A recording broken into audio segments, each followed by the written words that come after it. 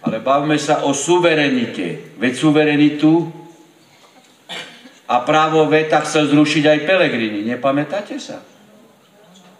Však ako v 2018 roku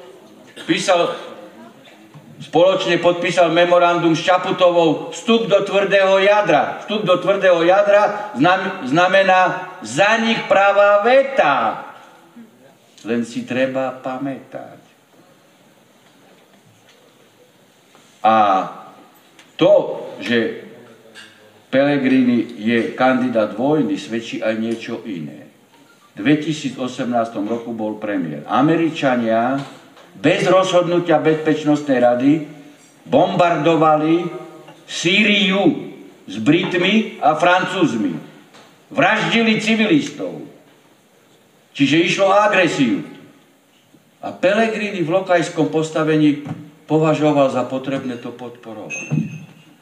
Ja som vtedy video natočil, ono je v archíve, dátum je jasný, apríl 18, kde som mu natočil video. Súdruh Pellegrini. Okrem iného máme aj trestný čin ohrozenia mieru, za čo je doživote, keď ty propaguješ vojnu. Preto je on kandidátom vojny. A pobavme sa ešte o práve veta. Vidíte ten umelo vytvorený narratív už dopredu víťaznej dvojice Pellegrini a Korčok. Zvádzajú súboj o právo veta. Pellegrini je proti zrušeniu práva veta, hoci 2 roky chcel zrušiť právo veta, 2 roky dozadu. A ten chce zrušiť právo veta. Ale suverenita štátu to nie je len právo veta. Samozrejme, že nie je možné zrušiť právo veta, tak ako však to by bola vlastizrada, to som povedal. Ale suverenita štátu, teda medzinárodnom politickom postavení vzťahu k iným štátom, suverenita znamená, že si subjekt medzinárodného práva. EÚ nie je subjekt medzinárodného práva. My sme ako členský štát subjekt. A subjekt medzinárodného práva suverenitu realizuje napríklad aj tým, že nesmú byť zástavy EÚ po budovách štátu. O tom sa títo dvaja nebavia. Nesmú byť. Európska únia nie je náš nadriadený orgán. To je nič. Čiže všetky zástavy EÚ, ktoré sú na budovách štátnych orgánov, pôjdu dole, keď by som vyhral voľby. To vám garantujem. Lebo toto je suverenita. Nie je len právo veta. Hej, to je len taký ping-pong na ohlupovanie ľudí. Je to dôležité, ešte raz hovorím. Alebo si zoberte banka európska. Čo robí? A nikto z členských štátov a vrátane Slovenska zatiaľ neoponoval, že chcú zrušiť hotovosť. Ako? Veď to je v rozpore s ústavou a nikto neoponuje. Toto je tiež právo suverenity a suverénne vystovať. Suverenita je aj v tom, že nadväzuješ vzťahy mimo Európskej únie. To je suverenita, lebo sa správaš suverénne.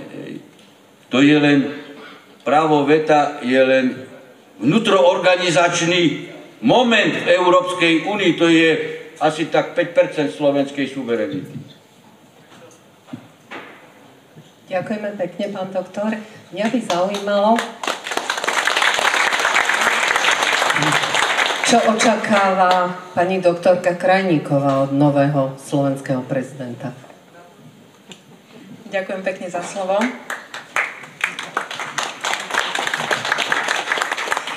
Keďže ja sa venujem covidovej otázke a covidovej neprávosti od začiatku a takto ma aj poznáte, a takto sme nejak aj s pánom doktorom Harabinom vstúpili do takého spoločného povedomia.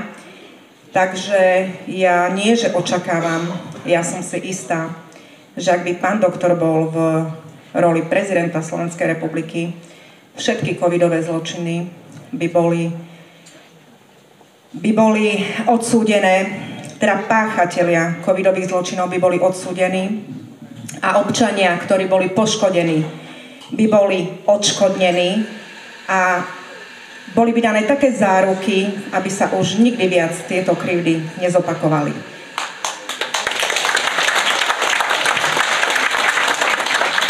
My máme na tejto úrovni aj rozpracované tieto otázky, keďže nemáme teraz toľko toho priestoru, ako sme mali na predchádzajúcom stretnutí v Košiciach, na teda predchádzajúcej prezidentskej šnúre, ja to volám, pána doktora Harabina, takže nebudem teraz do podrobností zachádzať, ale poviem jednu informáciu, ktorá nás posúva trošičku dopredu.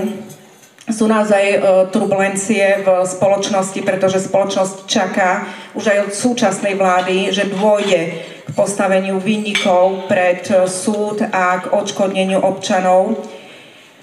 Došlo k určitým posunom na tejto scéne a je plánované rokovanie v neurčitom čase, o ktorom sa nechcem teda vyjadrovať, ale na úrovni právnikov, kde budeme túto otázku naozaj veľmi seriózne prejednávať. Ja k tomu rozhodne pripravím zo svojej pozície isté návrhy a budeme sa baviť o otázke amnestie na priestupky, ktorá bola zahlásená zo strany poradcu vlády na túto tému, s čím ja sa nestotožňujem, pretože amnestia na priestupky predpokladá, amnestia na covidové priestupky predpokladá, že my si musíme najprv povedať, že my tu máme priestupok, teda máme nejaký skutok, ktorému buď odpustíme tomu skutku vyšetrovanie, alebo ak už je odsúdený, tak odpustíme trest. Čiže za každých okolností my musíme skonštatovať, že my tu máme skutok a my tu žiaden skutok nemáme. Budem hovoriť na príklade prekrytia dýchacích ciest. Neexistuje taký skutok, nemôže byť amnestovaný. Nechcem v tomto momente sa viacej okolo toho rozvíjať, vzhľadom teda k času. Ak budete sledovať moje publikácie na žaloby voči štátu.sk, buď cez tento môj portál, alebo cez portál Potatranský kuriér, všetko bude tam uvedené a iba stručne tu uzavriem s tým, že po 4 rokoch, začalo to v roku 20, máme rok 24 a my sme s pánom doktorom sa prvýkrát na túto tému stretli v roku 2020 a tam, kde sme začali v roku 2020, že Mikasové akty sú nulitné, tam sme sa dostali po 4 rokoch, pretože riešením bude vyhlásiť Mikasové akty za nulitné. A toto je riešenie, ako sa dostaneme z týchto všetkých problémov a právne rozbor, ako podrobnejšie budem informovať postupne a hlavne po tom stretnutí a rokovaní aj viacerých právnikov za účasti poradcu vlády Petra Kotlára. Takže ak bude pán prezident v úrade akýmkoľvek spôsobom, ja som na 1,000,000% presvedčená, že vinníci budú pred súdom, budú zákonným spôsobom potrestaní a občania budú odškodnení. Ďakujem. Nie je možné budovať dôveru v štát, keď nenastúpi trestnoprávna zodpovednosť tých páchateľov, ktorí majú na svedomí minimálne 22 000 mŕtvych práve v dobe covidovej a ich počet narastá. Keď sledujete aj iné, než mainstreamové zdroje, tak viete, že samotné štatistiky Eurostat, či jak sa volá tá zložka v Európskej únii, zverejnili údaje úmrtnosti v Európskej únii po covidovej dobe, kde úmrtnosť zrástla o 10%. 10%, to je všetko dôsledok očkovania. A v tých štatistikách sa hovorí, že, a to bolo ale aj na opačnom časovom garde, kedy vytýkali Rumunsku a Bulharsku, že tam dôsledne neočkujú, a teraz štatistiky sú tam, že ich priemerná úmrtnosť zvýšená je okolo 2-3%, na rozdiel od celoeurópskeho priemeru 10%. Čiže páchatelia musia byť postavení pred súd. To ináč nejde, lebo my keď ustúpime od trestnoprávnej zodpovednosti, tak zajtra môžeme mať ďalšiu. Jednoznačne musím povedať, že pokiaľ sa stanem prezidentom, ani jeden občan nebude očkovaný proti jeho vôli. Ani jeden. A nebude sa tu porušovať právo nejakými výhláškami na základe zákona, lebo obmedziť základné ľudské právo, či podľa charty základných ľudských práv EU, OSN aj našej ústavy aj Európskeho dohovoru základných ľudských práv, možno len zákonom. A oni zákon neprijali a nastrčili Mikasa. Ale doktorka Krajníková, ale aj po stretnutiach s ľuďmi, ako dokumentujeme prípady, kedy teraz sú ľudia ešte šikanovaní, za to, že boli obeťou trestného činu, ešte sa vedú voči ním exekučné konanie. To je strašné. Ale vysvetlenie je tiež jasné.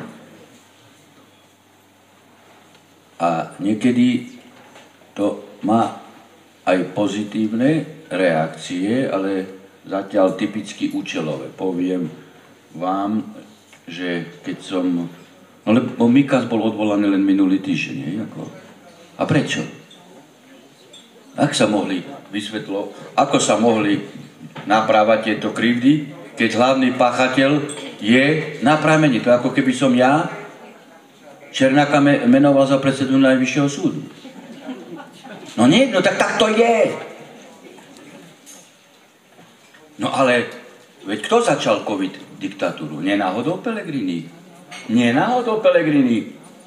A keď som to v Slovenke povedal, majú podkaz, že ako tam prišla debata na túto tému, že jak to, že sa nešetrí to a že ako sa môže šetriť, však Mikas je v úrade. Hej, hlavný páchateľ. No prečo ešte je v úrade? No prečo? No veď Pellegrini ešte v lete 20 hovoril, už ako poslanec s príľbou na nose. Ja keby som ešte bol premiér, 80% Slovenska je zaočkovaný.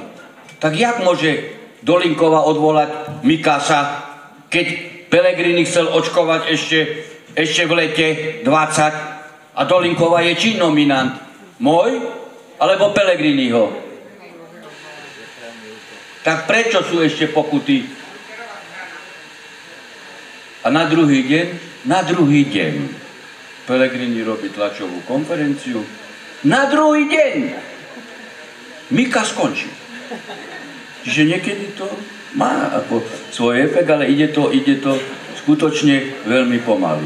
A to, že Mikas skončí, veď to mala oznámiť Dolinková, lebo to je v pravomoci ministra zdravotníctva. Nie, on si robí kampaň, že on už teraz Mikasa, ktorého tam držal, skosil nakoniec. Ale je nesporné, že ide o nulitné právne akty a v tomto smere treba následkov prijať osobitný právny režim, ktorý pracovne sa dá nazývať odpustenie a na lepšie pochopenie akože amnestia, lebo ľudia nevedia, čo je nulitný právny akt, lebo amnestiu môžete dať iba na spáchanú trestnú činnosť, ale tí ľudia nespáchali trestnú činnosť, to je úplne na hlavu postavené, sú obeťou trestnej činnosti s negatívnymi právnymi následkami vo finančnej podobe. A štát, keď napáchal trestnú činnosť, je povinný odškodniť okamžite. A nie tu ešte ich exekuovať a ešte aj exekutorovi trovi platiť. No to... Fuj.